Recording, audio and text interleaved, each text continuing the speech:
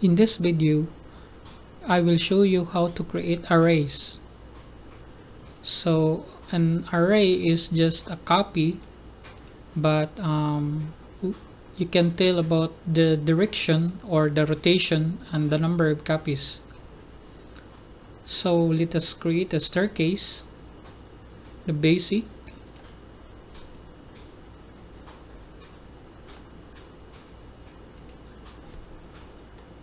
Okay, make it this taller.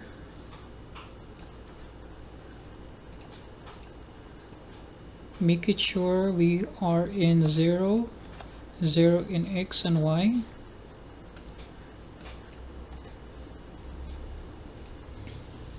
And then we have to create the steps.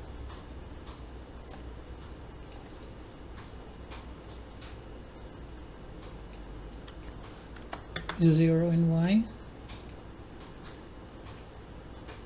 Make it thinner. And let us deeper this one.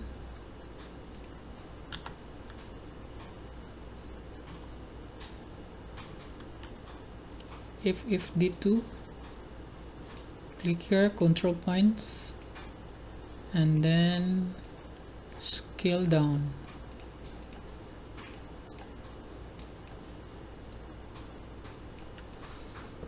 To make it work, we have to move the pivot point to this location, the origin. To do this, we have to click here and a pick pivot only. Then with this selection tool, move tool, let us 0 in X, and then to get out, to click this one. So our pivot is in 0, 0. Now let us make an array of this.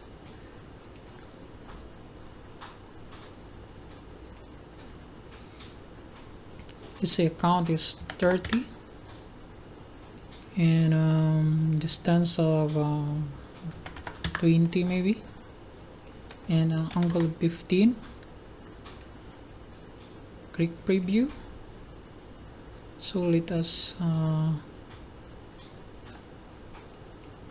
make this as 200 and the angle of 15, and click OK. So this is our staircase. Alt W in this perspective viewport. Alt middle click in your mouse to arc rotate. So this is the power of an array.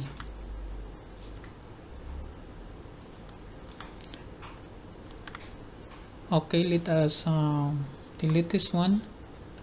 Now I want to show you about the copy and instances. This is also done by dragging an object. Okay, so if I press my shift down and drag, this dialog box will come up. A copy or an instance. A copy is a separate object, and whatever you do on the mother object, the other copies will not change. Okay, let us try this number of copies as let's say 10. This is just an array, but in a rectangular way. So if I change this,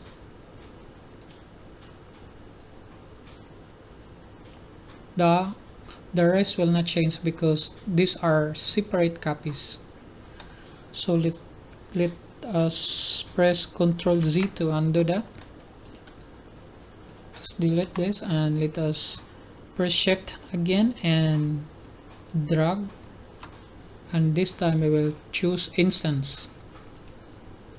Now if I'm going to change this one, the other one will change.